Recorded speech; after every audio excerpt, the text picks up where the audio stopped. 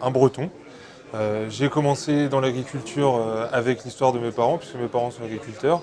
Ça m'a donné envie du coup de continuer dans ce chemin-là. Au début, je voulais être agriculteur comme mon père et ma mère, et au fur et à mesure des études, j'ai un peu changé mon fusil d'épaule. Donc j'ai fait un BTS Axe en apprentissage. Après, j'ai été à l'ESA d'Angers pour faire la formation Agricad, donc qui prépare au métier du commerce et de la gestion en agroalimentaire.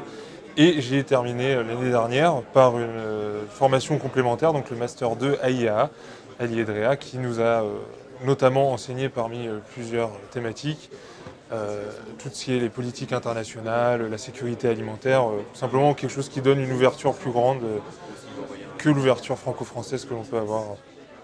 Donc voilà.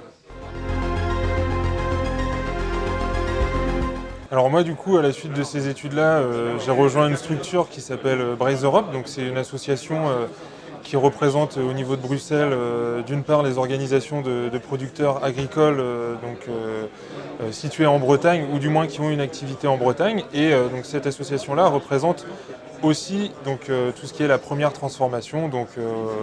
Ça va être des coopératives, des abattoirs qui ont leur activité en Bretagne, donc soit des origines bretonnes ou alors du Grand Ouest, mais qui par la force de l'histoire ont établi certaines implantations en Bretagne. Donc le but de l'association, c'est d'une part faire descendre l'information de Bruxelles aux adhérents qui en ont besoin pour au jour le jour aiguiser leurs activités et se tenir prêt tout simplement à l'évolution au niveau des questions européennes. Et un autre rôle de l'association, c'est porter la voix tout simplement des adhérents du collectif, porter les intérêts collectifs au niveau des institutions européennes, donc que sont la Commission, le Parlement ou bien encore le Conseil. Et puis également tout simplement porter la voix aussi au niveau international via les différents acteurs qui sont présents au niveau de Bruxelles. Donc voilà, ça fait 4 mois que j'y suis. Alors, si on me demandait ce que le Master AIA m'a apporté, je pourrais tout simplement citer peut-être 3 points. C'est une ouverture, puisque c'est un master où on a eu des enseignements en anglais et des intervenants étrangers. Pas tous, mais s'ils n'étaient pas étrangers, c'est des gens qui ont travaillé à l'international.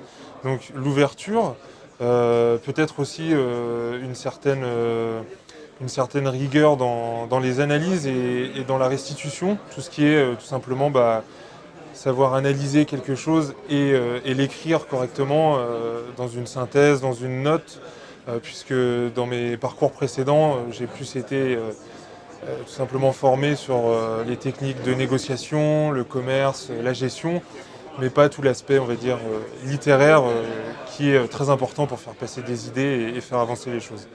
Ça, c'est le deuxième point.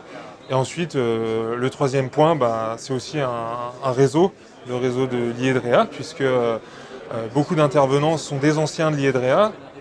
Donc ça m'a permis de faire des rencontres et de m'ouvrir des portes, et notamment de trouver mon premier travail, ma première mission après les études. Voilà.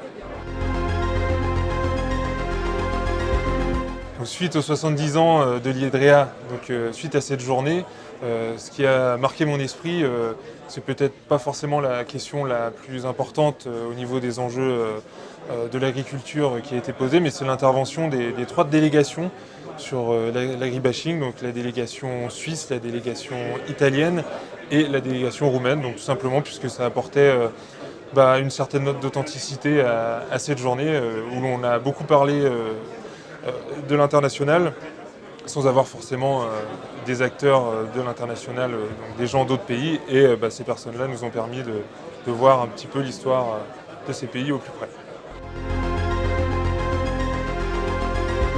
Ma vision de l'agriculture de demain, ou ce qu'on peut appeler agriculture du futur, alors déjà, c'est pour moi, il y a déjà plusieurs agricultures et je pense qu'il va y en avoir encore plus.